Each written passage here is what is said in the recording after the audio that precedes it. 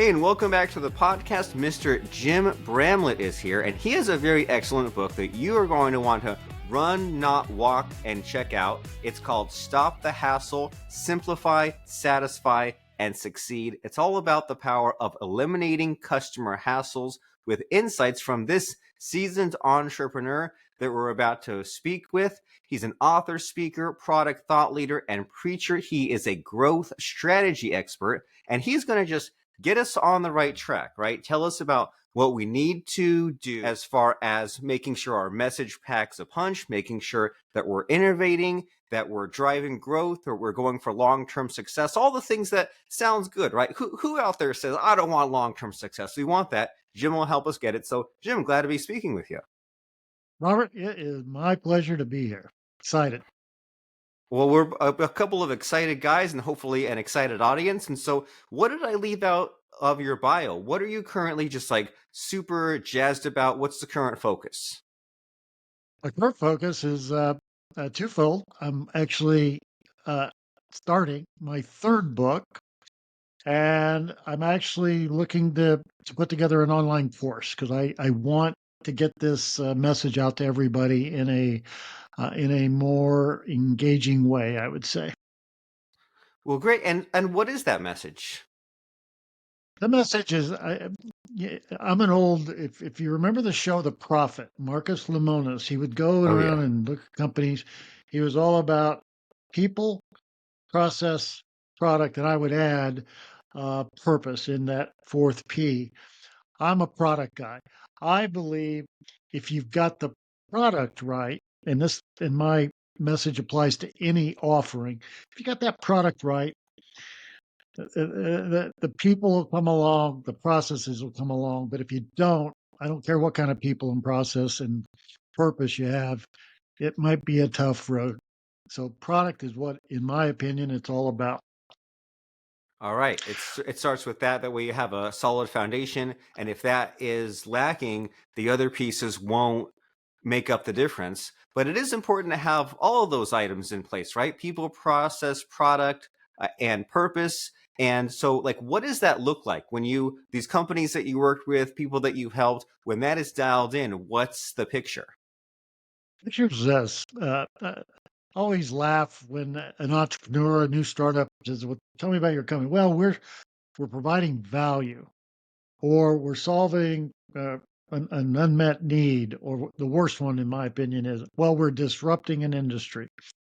They don't go into what are you really talking about? Value and unmet need. So I have this belief. You and I and everybody listening are buyers. We buy something every day. It could be gasoline, coffee, lunch, whatever it is. And whether we think about it or not, and on low value items, we don't think about it much. But we have four criteria by which we decide what we're buying and from whom. And number one is convenience. I want to save time. I want to save effort. I want simple and I want easy. Number two is I want a competitive and transparent price. In other words, I want to know what I'm spending before I make that purchase. I don't like surprises like the airlines and lawyers and the like give me. Number three, I want a great user and buying experience. I want to be treated like I'm their only customer, even though I know they've got. I want my questions answered. I really don't like talking to a bot. If I'm buying a product, I want style, durability, efficiency. If I'm buying a service, I want professionalism.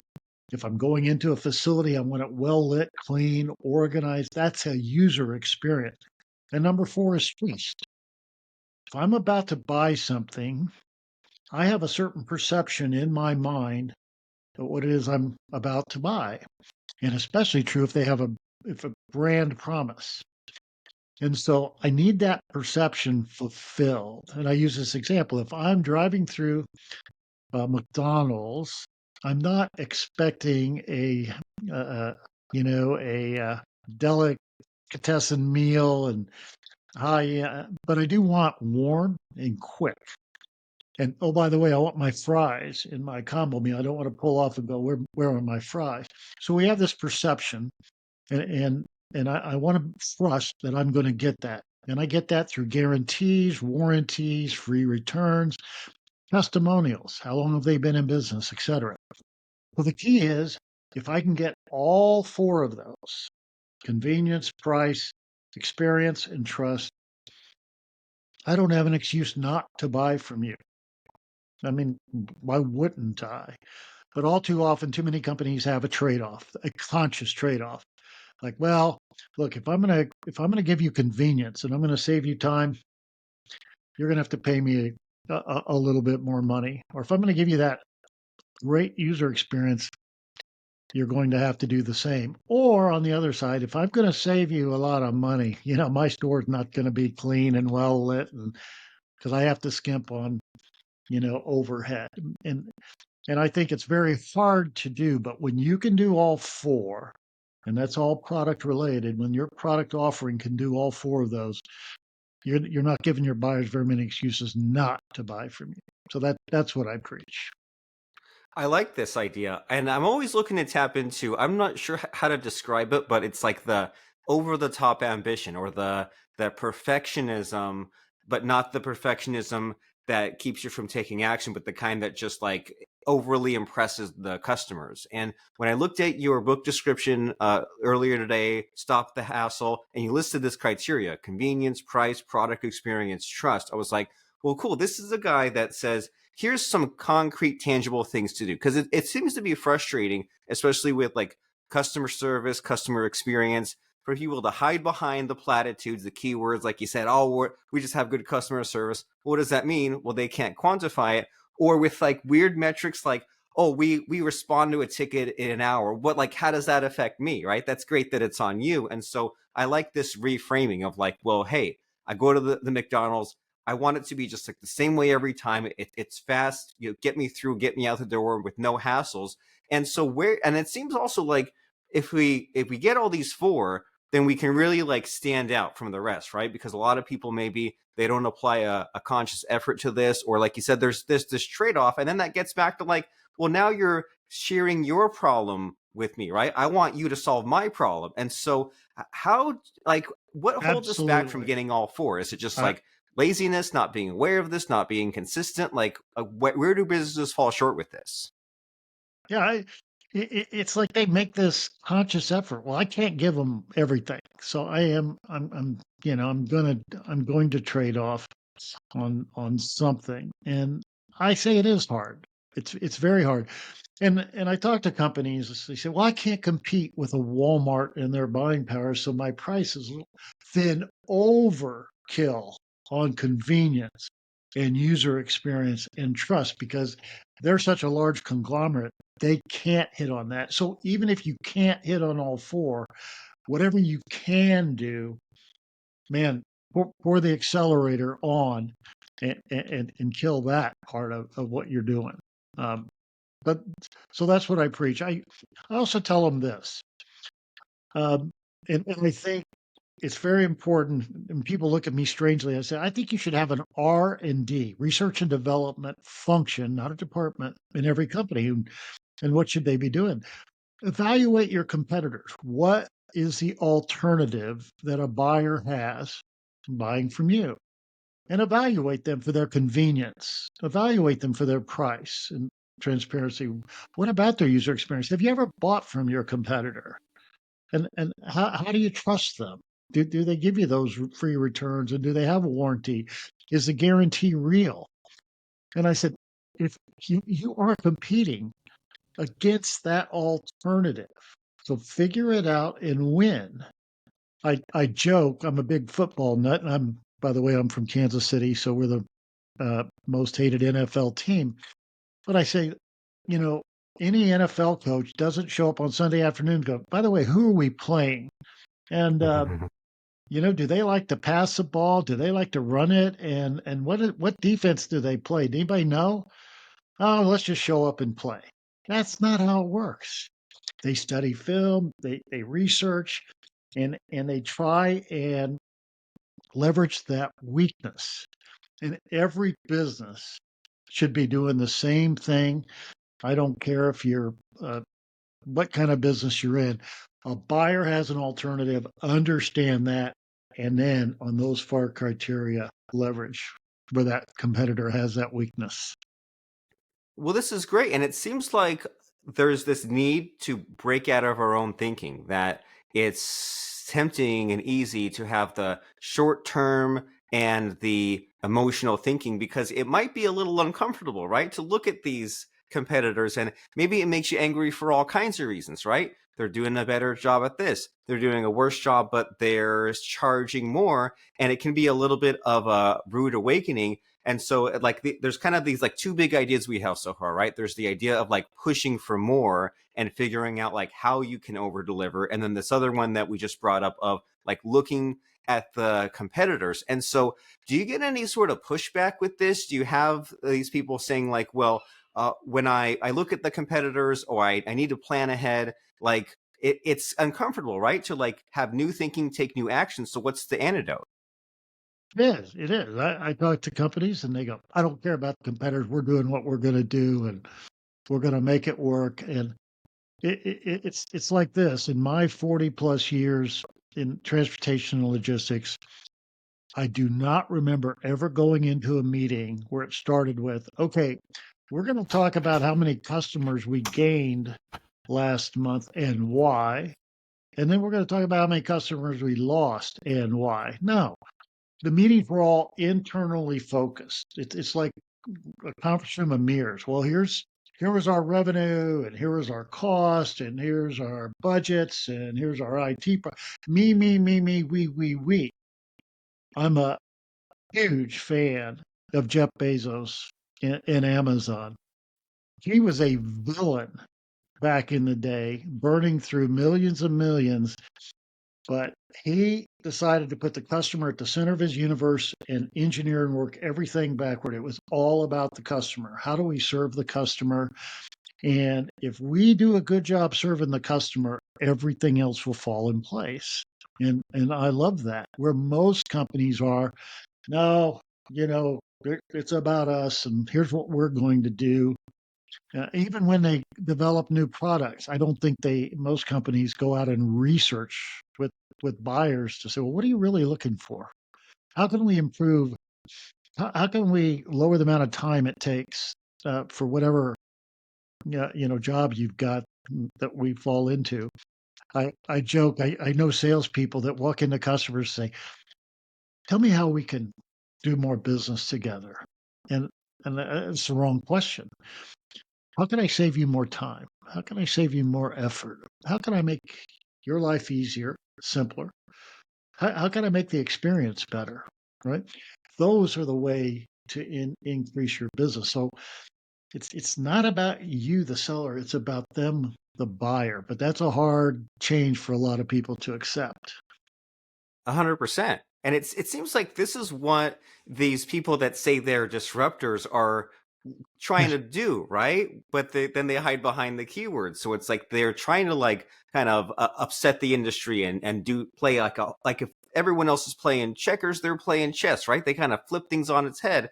And so you're saying that there's just kind of like really important need to talk to these customers, to talk to a lot of them, but you're saying don't just talk to them with respect to how can you give me more money? It's like, no, what are you unsatisfied with? How can I solve your problem better, do it faster, do a better job, remove the steps, convenience, all that sort of stuff. And so this is great to think about. And the transportation industry, whenever you hear about these things like the supply chains and the schedules, like it's amazing that we have a world that works, right? Just because it just seems like incredibly complicated, very stressful. And so, I love hearing about like stories like that, like the nitty gritty. So, do you have any fun stories to share with us, like in all your decades of experience, these businesses that you helped? We love the transformation stories. So, does anything come to mind as far as you working your magic or kind of just like seeing something that really needed changing in all your adventures and travels? One thing that comes to mind. Uh, I was a long time in the LTL industry, which stands for less than truckload. So think palletized shipments. And for the carriers I worked with, we would have transit time, and we'd say, okay, if you ship from Chicago to Dallas, it's going to take 3 days. And well, if I'm a customer, will you guarantee that? Oh, no, no, no, no. We're not going to guarantee that, but that's what you can expect. And they would hit it about 80% of the time. And I'm going, oh my God, people are dependent upon maybe getting these parts to run, your factories down or something. And Yeah. it was so loosey goosey. And I go, that's not serving the customer. And the reason it's 80%, well, oh, that truck wasn't 100% full when it should have run, and you needed two more pallets. And that's going to make everybody late. So it's that kind of mindset, me, me, me. We're going to maximize our revenue and minimize our cost. And that service thing, that transit time thing, that's just for advertising. So I ran into that all the time. And I think too many businesses are like that. They're looking at themselves going, well, gosh, if we do that, that's going to cost us a lot of money. And I think it's happening today. I look at AI and people are incorporating a lot of bots. Well, we can now use AI powered tools to engage customers. And I think that's not a very good practice. I know I personally don't like to engage a bot. I really want an answer and I want it pretty quickly. And I'd rather talk to a human who can decipher exactly what I'm asking than dealing with a chatbot. But I guarantee you that chatbot costs a lot less than a human on the other end of that phone, but it's not giving me a very good experience. Yeah, and so it's a lot to navigate, right? It's that Oh, there's this kind of the short-term thinking of I want to minimize the cost and maximize the profit. And whenever this topic of like the AI chatbots come up, it just reminds me of the voicemail trees from the mid 2000s, where they tried to offload that, and it was really bad. And short term, it was great, but then long term, we kind of had the dread built in, right? We all got used to that kind of thing, and you'd hope that any kind of technology, whether it's the voicemail trees or the AI bots, whatever, use it to enhance, right? That it's a way to like get to the easier questions faster. But if a human is required or you want to go right to it, then you can kind of like have the best of both worlds. So like, is the solution to some of this just like thinking these things through better? It just seems like you're mentioning about like there's like the loosey goosey shipping schedules and just not being aware of the nuances, the shortcuts, and using AI. It just all kind of seems like mental laziness, and we need to just like think things through better and be maybe like seeking our own problems so that way we can kind of solve them in little bits one at a time. yeah, and I believe this. I believe that any company, especially B2B, they might have salespeople, um, and those salespeople should be your intel. I want to hear from the salespeople. Hey, why did we lose that deal? And I want the real reason. Um, and and it's talking to those customers and the prospects. Well, what are you really looking for? And listening instead of, well, here's just what we're going to do, and all being internally focused again. So I think those kind of things. I think one of the hardest things to do for any business. How do I talk to that buyer who didn't buy? If you're in retail, how do I even know who that was who didn't come into my store? Well, why not? Why didn't they come into my store? Oh, it wasn't well lit or clean. Oh, that's nice to know. Um, I've visited a Dollar General store or two. Oh my God, I don't like going in there. It's so disorganized, and there's one Right. person, and you got to ring a bell at the counter to get them to come up and take your money, and those kind of things. So if you can figure out a good way to talk to prospective buyers who didn't buy, you'll learn so much.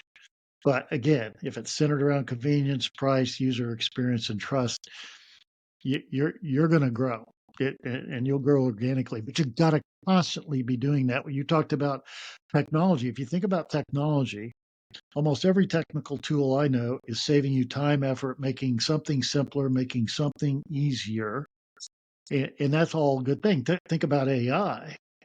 But when it becomes that customer facing technology, you have to be very careful because it turns buyers off in a lot of cases. If it's working behind the scenes and making things more efficient, cool. But when it's engaging the customer, you might not be giving the experience that the customer wants. Yeah, you'll save money, but it boils down to the experience. Right. So it's so important, as you're saying, to ask these questions, but also listen. Really underrated skill, but then also do it recurringly, so that you're not you just didn't ask these questions 3 years ago, and then add in the AI, and they're frustrated, and you don't even know it yet. And so yeah, and it solves a lot of problems. And like you're making me think about just like the expectations I have as a buyer, as a customer. Like I went to there was some company's website I went to this morning, and even as it was loading, I was like, okay, I expect it to look like new, updated. I expect a lot of pages there.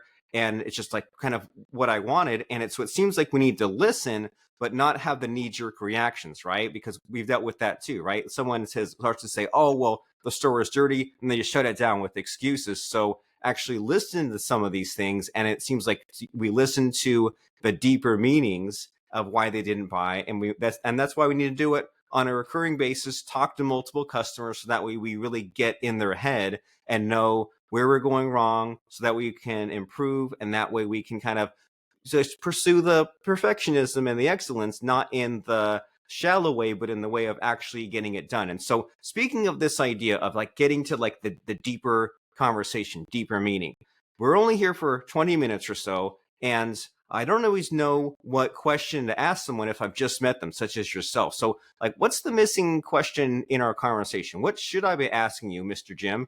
And what's the answer?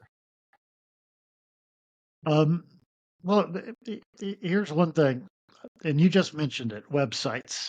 I'm a big advocate for value propositions. However, most companies, and especially in transportation logistics, it's a feature presentation. And I believe your value proposition has to be on your landing page, right? You get 4 or 5 seconds, you go to a website, and guess what?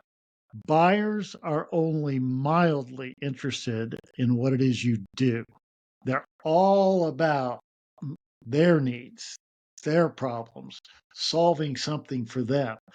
But again, in transportation, nobody cares that you have 100 trucks and you service Chicago. They don't care. What they care about is, well, I'm spending too much money. My freight's getting damaged. It's getting lost. It's delivered late. So tell me how you're going to solve that problem in that landing page or your value statement. So that value proposition has to say, we serve Chicago on time and at a lower cost than anybody else. Okay, and have a picture of a truck. Okay, now I know Right. what you do, and here's the problem you're going to solve for me. That's what I think most companies miss on, and what they should be working on is telling customers how you're going to help them, not serve yourself. Right. You're already serving yourself. You're in business. So turn it around. And That's you, right. you make, Yeah. yeah.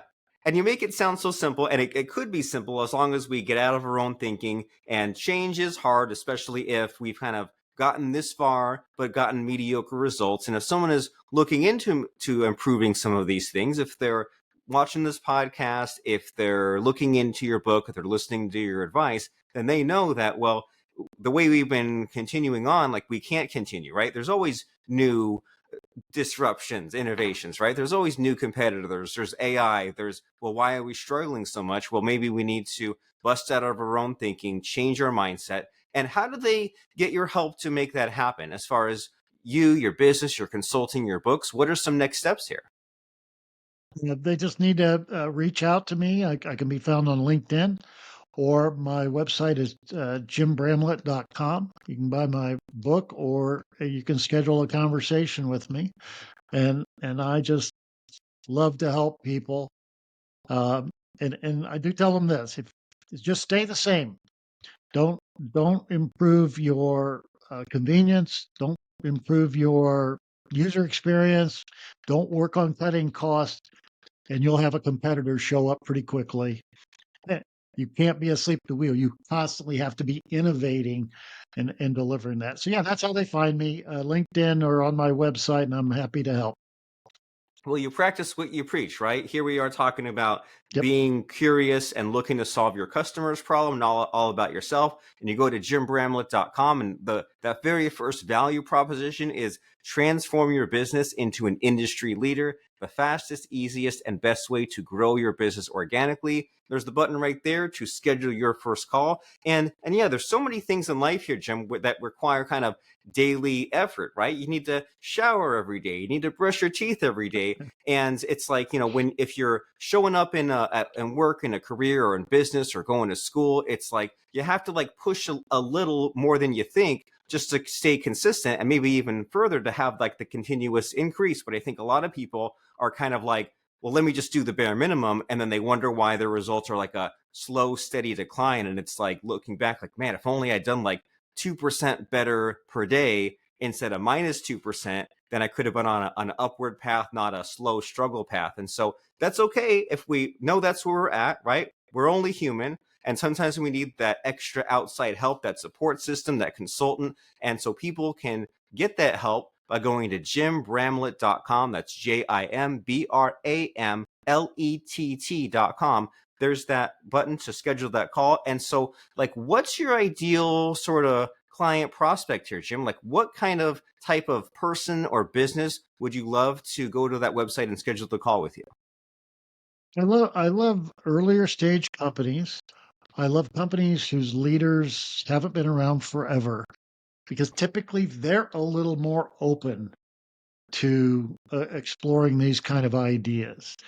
Um, I do executive coaching, and I find that uh, the younger leaders are a little hungrier to learn. No offense, but the folks who've been around 20, 25 years, well, this is how we do it. We've always done it this way, and we've been okay. So the earlier stage and those companies who have a little younger leader who are hungry and want to do well and realize a dream, that's my ideal customer. Fabulous. So someone who's not stuck in their ways and who is Right. open to these new ideas, because man, the world just changes at this exponential pace. So we need to find a way to keep up. And so on LinkedIn, that username is Jim Bramlett number one. We said that's jimbramlett.com with two T's. And the book is Stop the Hassle, Simplify, Satisfy, and Succeed. And as people are going there, Mr. Jim, it's time to try to stump you or put you on the spot. It's the scary part of the show where I ask about a fun quote or lesson that has served you in life or in business. So, what comes to mind as far as a helpful quote or lesson? Well, whenever I get asked for advice, I tell them this: whatever you're trying to do, it's going to take longer and be harder than you ever thought, than you ever imagined. I've started 7 companies and multiple services, and my plan, in a year, I'll be profitable, and it's going to only take this amount of time. Well, it always takes twice as long. It's always twice as hard. You're going to run into obstacles. So know that up front, and you're not a failure if it does take a little bit longer. Stay the course, and focus on the customer, and you'll be fine. They call those healthy expectations, don't they? You say, well, I can't jump in without a plan, and I'll have my plan and I'll take it seriously, but I know that my plan will get beat up, but I'll still push forward. And I might have to make a better plan to account for all of those unexpected events, but that's okay. It's not a reason to not be organized. It's not a reason to not try, but we know that it will be tougher than we expect. And heck, if we could see the future, we might have even given up before we started. But luckily, because we only live things one day at a time, we show up, we do our best, we adjust, and you can do that out there in internet and podcast land with the help of Mr. Consultant Jim Bramlett. He's a growth strategy expert from Vistage Worldwide Inc. That's jimbramlett.com, author of Stop the Hassle, Simplify, Satisfy, and Succeed. Wonderful speaking with you today, Mr. Jim. Robert, thanks for having me. It was a great conversation. I enjoyed it tremendously.